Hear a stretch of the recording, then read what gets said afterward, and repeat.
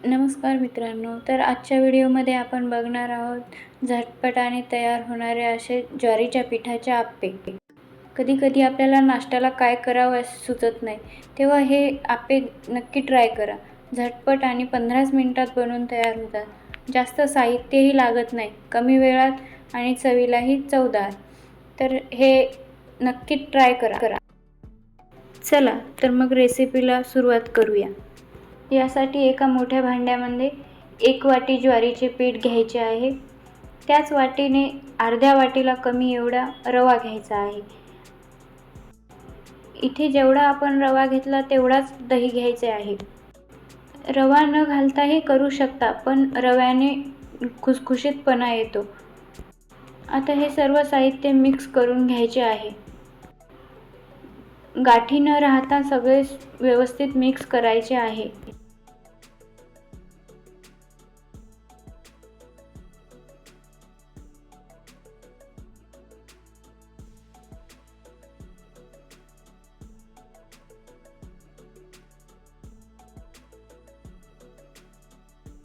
आता हे मिक्स करून झाले आहे.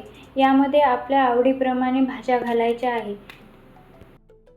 इथे मी एक मध्यम आकाराचा कांदा, एक टोमॅटो, लसूण आणि अद्रकचा पेस्ट आणि 2-3 हिरव्या मिरच्या चिरून टाकलेल्या आहेत. तुम्ही तुमच्या आवडीनुसार घरात ज्याही भाज्या अवेलेबल असतील त्या तुम्ही घेऊ शकता. हे पण साहित्य सर्व मिक्स करून घ्यायचे आहे.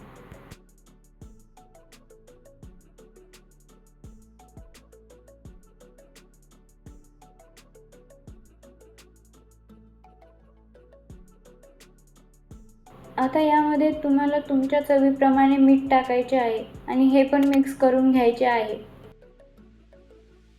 आता हे सर्व व्यवस्थित मिक्स झाले आहे. आता यामध्ये थोडे पाणी करून घट्टसर असं मिश्रण तयार करायचे आहे. आपण नेहमीच्या आप्प्यांना जसं मिश्रण तयार करतो तसंच हे मिश्रण तयार करायचे आहे. पाणी थोडे टाकायचे आहे. गाठी न होता पूर्ण मिश्रण भिजवायचे आहे.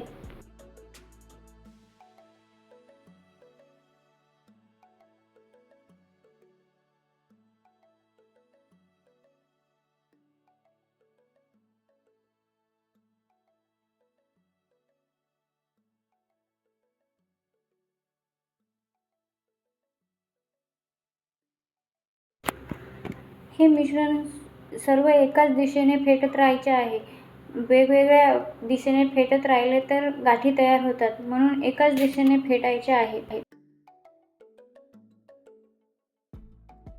इथे मी साधारण 2 कप एवढे पाणी वापरले आहे. जास्त पाणी नाही टाकायचे, कारण की आपल्याला मिश्रण पातळसर नाही तर घट्टसर असे करायचे आहे.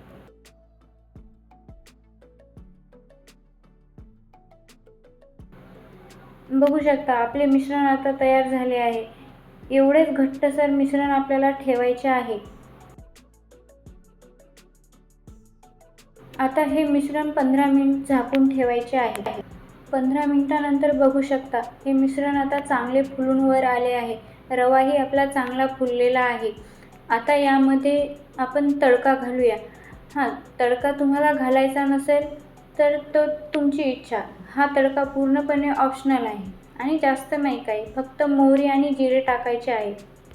पण तडका टाकायचा असेल तर तो चांगला तडतडीत तडका होऊ द्यायचा आहे. तर हे पण मिक्स करून घ्यायचे आहे.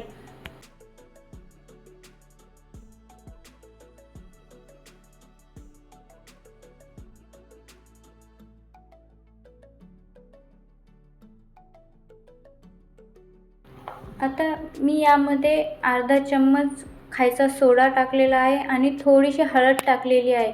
हळद पूर्णपणे ऑप्शनल आहे. मी इथे फक्त कलरसाठी हळद वापरलेली आहे आणि हळदीने आप्प्यांना चांगला कलर येतो, म्हणून मी हळद वापरलेली आहे. तुम्हाला जर वापरायची नसेल तर वापरू नका. खायचा सोडा किंवा इनो तुम्ही आप्पे करायला घ्यायच्या जस्ट सेकंद अगोदर टाकायचा आहे. खूप अगोदर टाकून ठेवायचा नाही. आता इथे मी आप्पे पात्र गरम करायला ठेवलेले आहे. यामध्ये थोडे तेल टाकायचे आहे.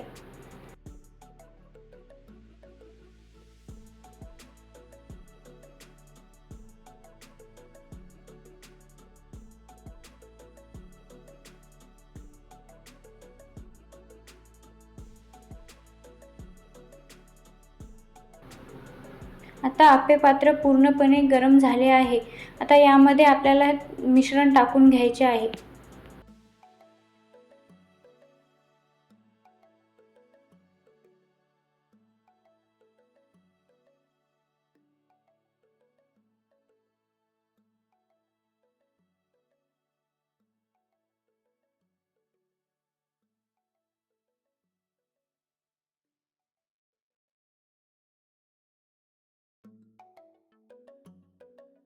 हे मिश्रण टाकून झाले की आपल्याला 3-4 मिनिटे वाफवून घ्यायचे आहे. तर बघू शकता आपले आप्पे खालच्या बाजूने चांगले शिजलेले आहे. वरतून कोरडे झाले की समजायचे की ते खालून शिजलेले आहेत. सुरीच्या सहाय्याने किंवा चमच्याच्या सहाय्याने ते तुम्ही पलटी करून घ्या. बघू शकता तुम्ही आपले आप्पे चांगले शिजलेले आहेत. तर एक एक करून सगळे पलटी करून घ्या. खालच्या बाजूनेही 2-3 मिनिटे वाफवून घ्या, म्हणजे ते दोन्ही साईडने चांगले शिजले जातात.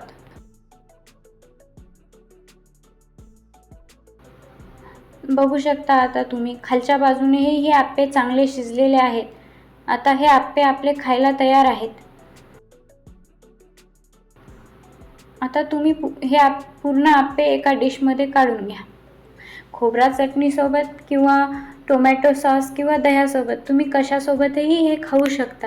हे आप्पे खायला एकदम चवदार लागतात आणि पौष्टिकही असतात. तुम्हाला ही रेसिपी आवडल्यास एक लाईक शेअर नक्की करा आणि हो कमेंटमध्ये नक्की सांगा तुम्ही ही रेसिपी कुठून बघताय.